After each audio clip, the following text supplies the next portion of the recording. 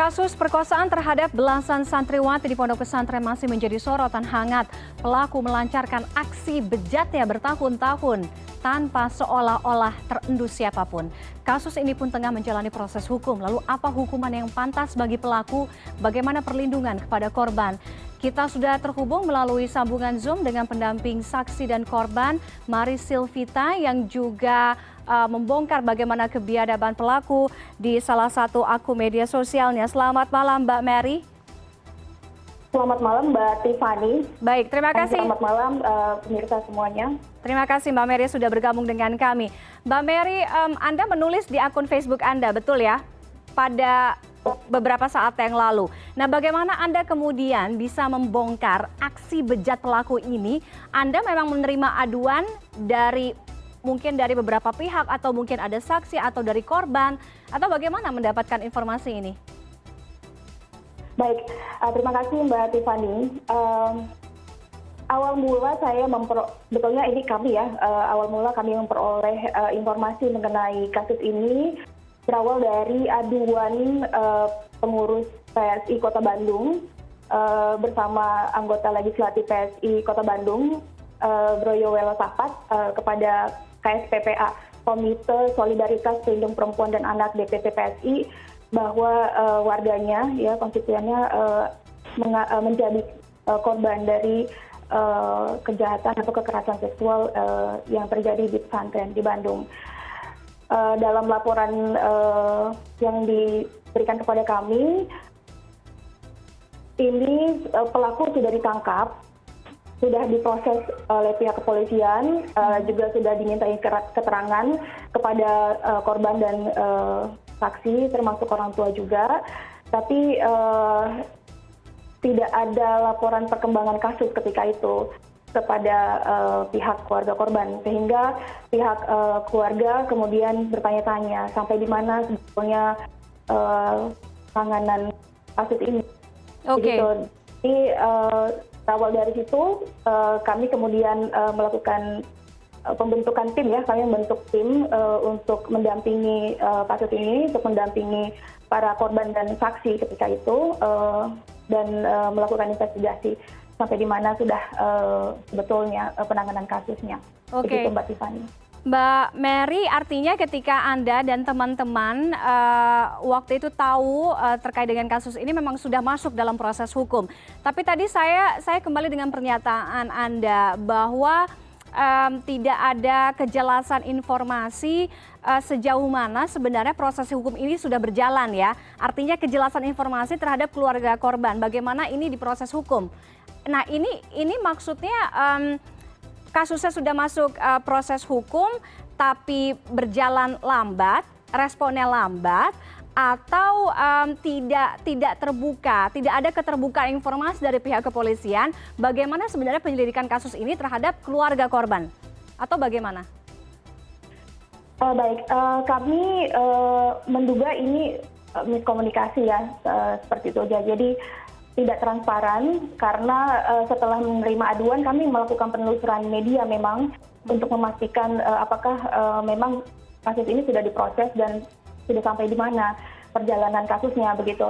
Tapi memang tidak satupun media yang memuat gitu. Biasanya kan kalau kasus besar, apalagi ditangani di Polda, ada rilis dari Polda, tapi ini memang tidak ada. Keluarga juga tidak tahu setelah melaporkan kasus kemudian bagaimana, begitu.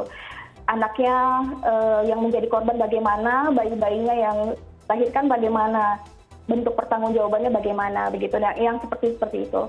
Oke. Iya.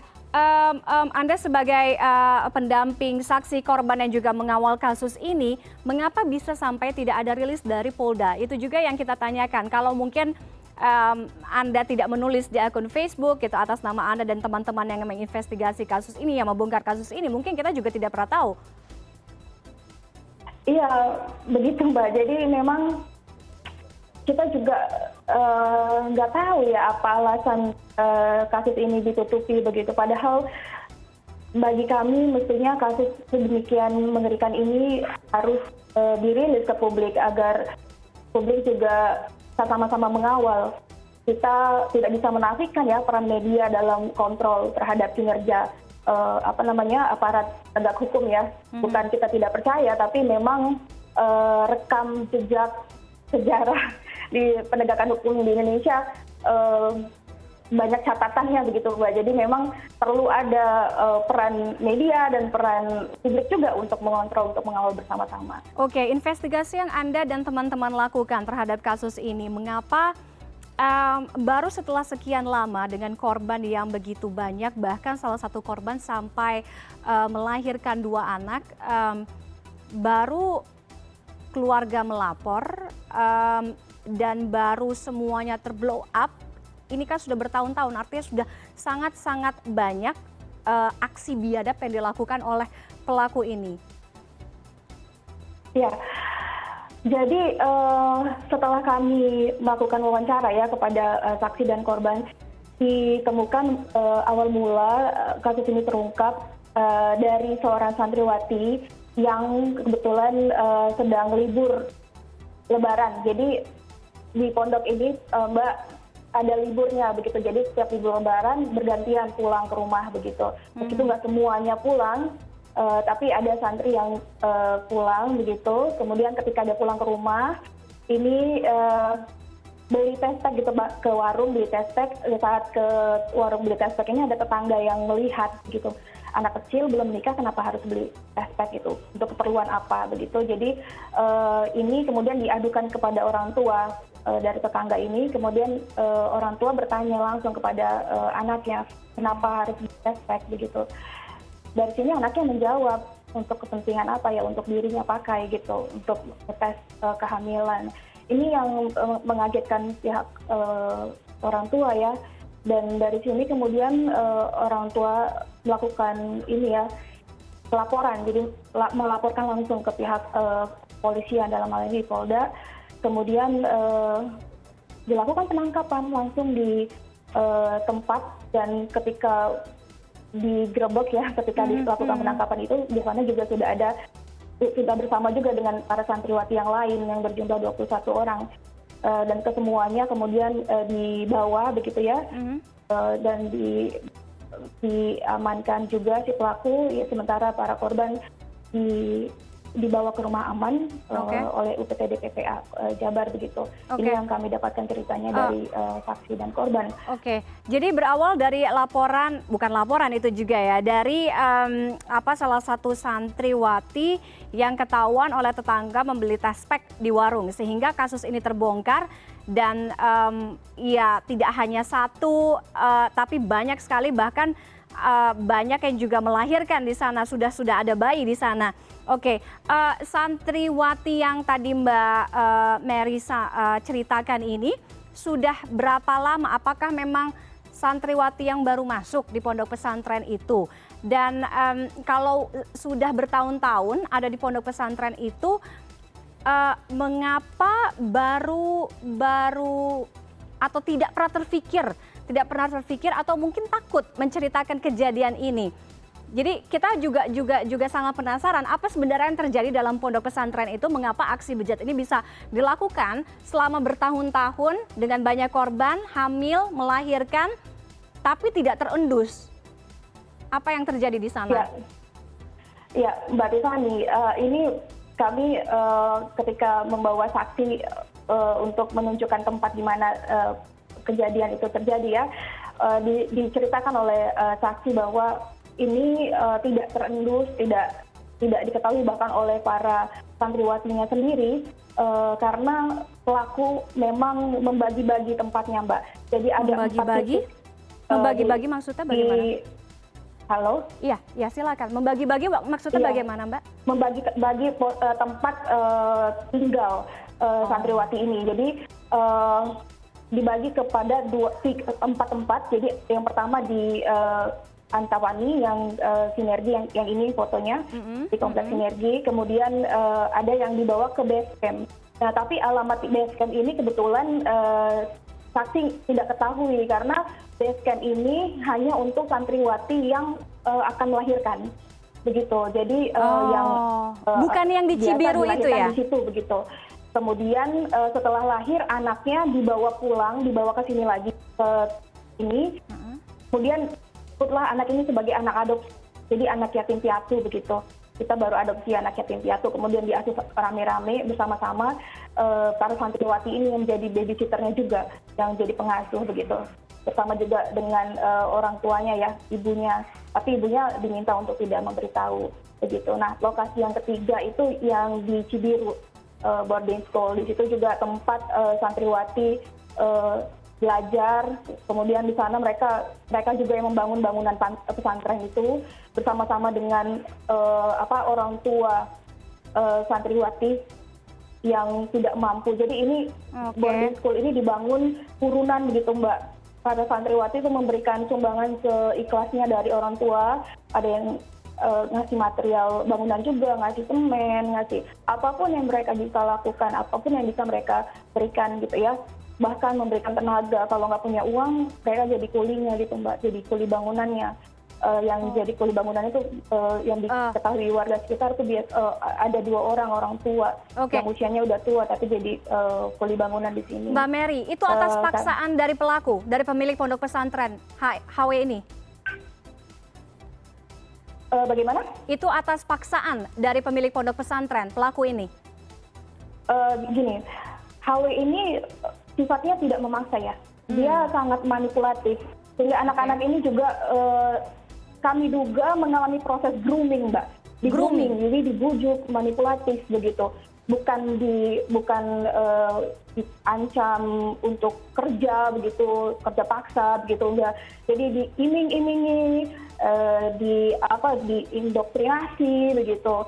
Orang tuanya juga begitu. Jadi orang tuanya yang tidak bisa membayar atau tidak bisa membantu membangun bangunan pondok, ya turunan tenaga jadi kulinya di sini. Oke, Mbak Mary. Sama anaknya juga. Saya sebenarnya sakit kepala sekali, terlalu banyak mendengar cerita ini karena saya sangat tidak terbayang aksi pelaku ini.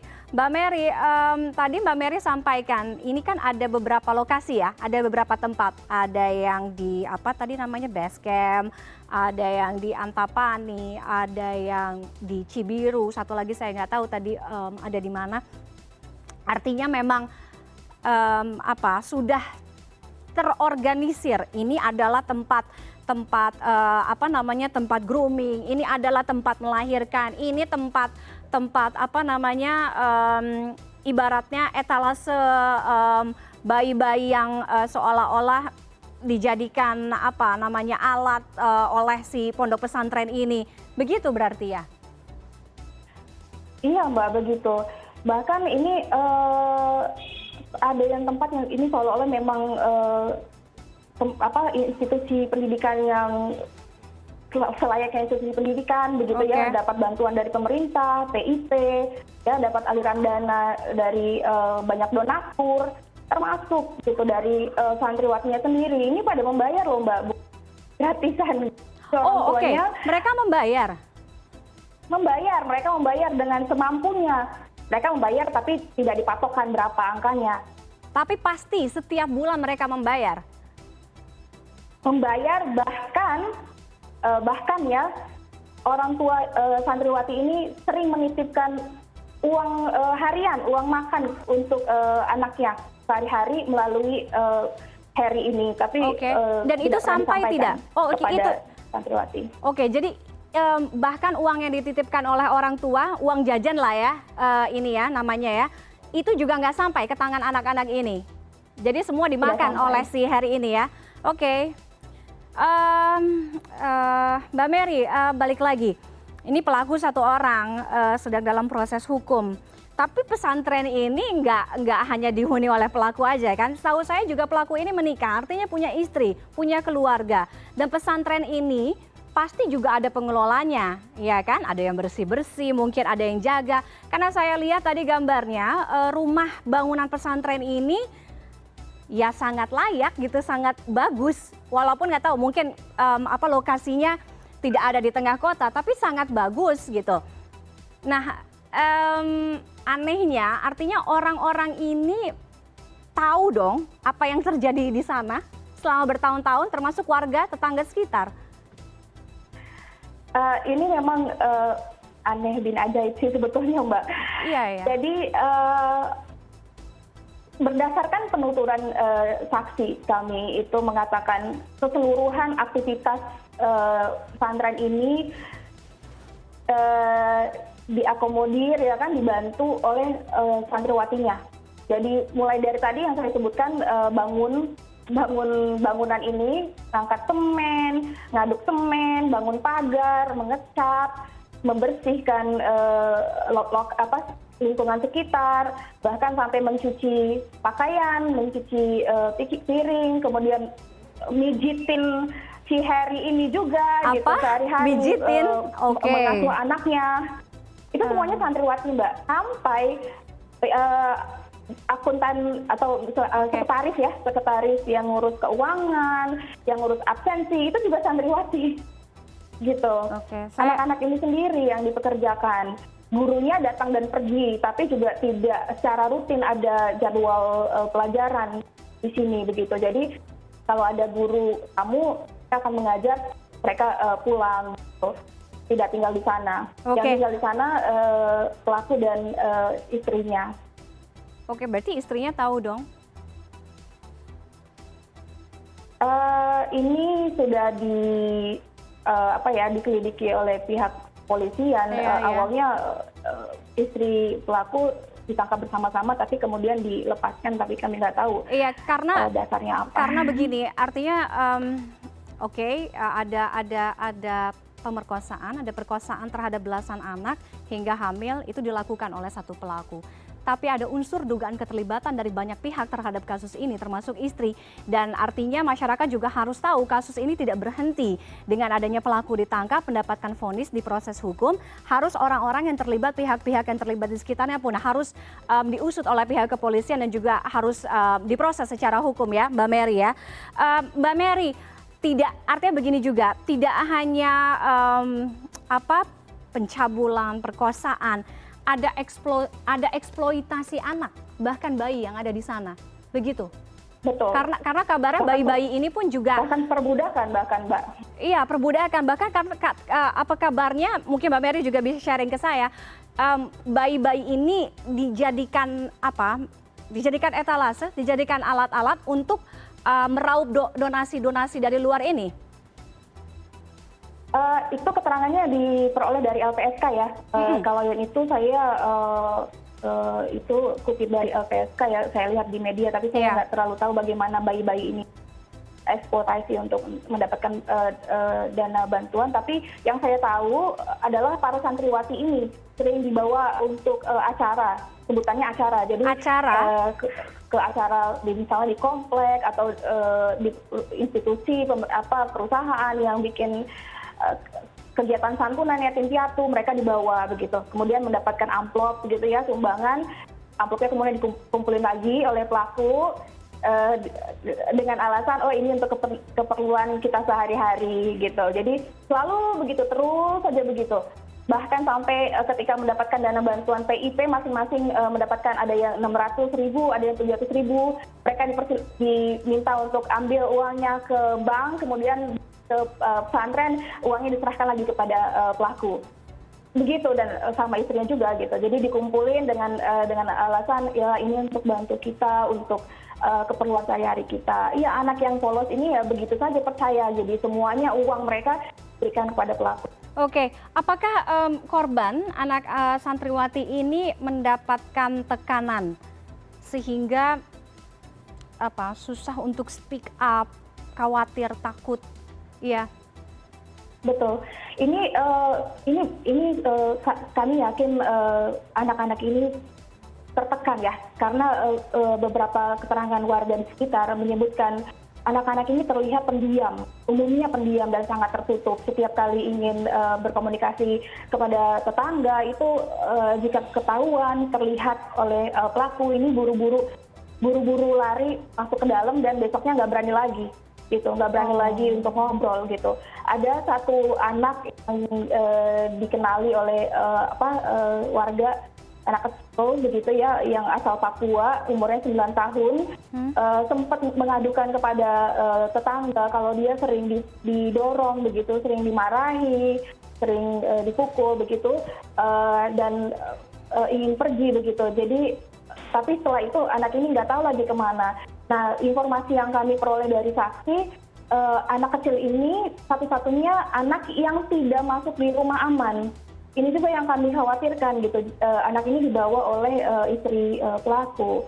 Sekarang kami nggak tahu posisinya apakah dia sudah dikembalikan ke orang tuanya di Papua atau masih bersama istri pelaku. Oke, kenapa ini dikembalikan ke istri pelaku ya, satu anak ini?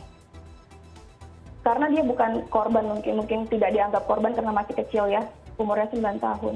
Oke, tidak dianggap korban, tapi juga harus ada pemeriksaan tentunya, ya kan? Karena dengan apa yang terjadi di sana, ya mungkin saja ada dugaan itu kan. Ya kita harap tidak, tapi oke. Jadi ada satu anak, nasibnya masih belum tahu, karena semuanya kan kalau kemarin dari saya sempat berdialog juga dengan Kanwil Kemenak Jawa Barat, katanya sudah ditutup, sudah izinnya dibekukan, anaknya pun, santrinya pun semuanya sudah dipindahkan.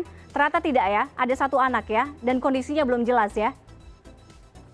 Iya, ini bahkan saksi yang kami dampingi ketika sudah ditutup, ya sudah digerebek pesantrennya, mereka tuh cari sekolah sendiri-sendiri, Mbak. Cari sekolah sendiri-sendiri? Cari sekolah masing-masing gitu. Jadi saksi ini juga cari orang tuanya, cari sekolah tempat pindahan, kemudian yang membayar sendiri gitu semuanya secara mandiri.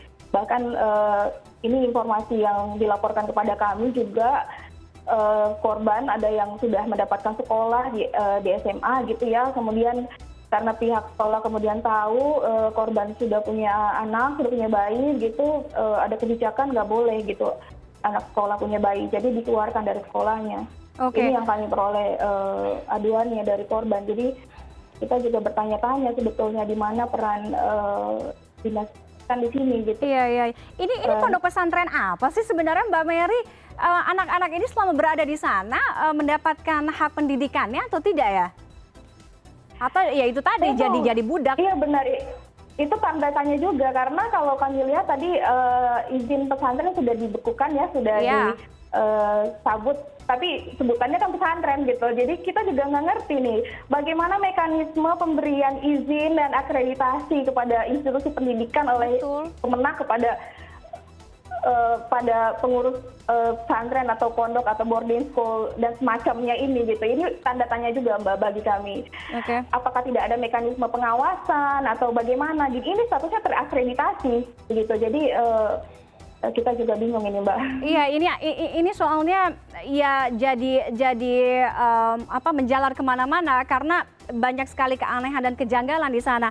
Mbak Mary, anak-anak korban dan juga bayi-bayi yang dilahirkan tentunya dengan apa yang terjadi setelah ini tetap harus mendapatkan hak-hak mereka, ya kan? Perlindungan, kemudian penanganan terhadap korban, hak pendidikan. Betul. Namun mereka pasti punya trauma yang sangat dalam dengan apa yang terjadi. Ya kan?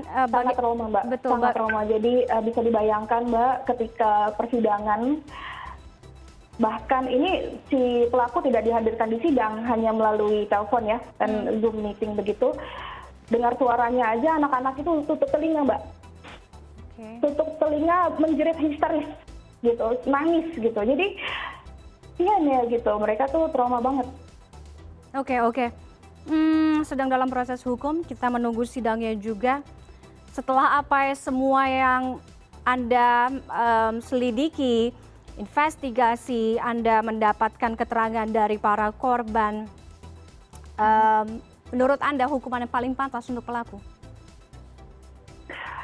Menurut kami ya kita masih berpegangan pada undang-undang di Indonesia ya. Betul. Yang semaksimal yang disediakan oleh undang-undang kita ya, hukuman maksimalnya 15 tahun penjara untuk persetubuhan anak di bawah umur. Itu yang disediakan oleh Undang-Undang Perlindungan Anak. Tapi kita sudah punya nomenklatur kebiri kimia, itu yang diatur oleh Undang-Undang Nomor 17 Tahun 2016, yang mekanismenya diatur di PP Nomor 70 Tahun 2020. mestinya ini bisa diterapkan karena tidak ada pilihan hukum lain ya kecuali bisa akumulatif. Satu anak misalnya ini hukuman untuk satu anak untuk kejahatannya terhadap satu anak 13 tahun maksimal kalikan jumlah korban. Tapi kan hukum kita tidak demikian begitu. Ini juga PR untuk ini ya piranti hukum kita. Betul. Kenapa yang tersedia ya cuman itu aja. Ya tentunya selain keadilan untuk para korban, kita semua juga sangat menuntut.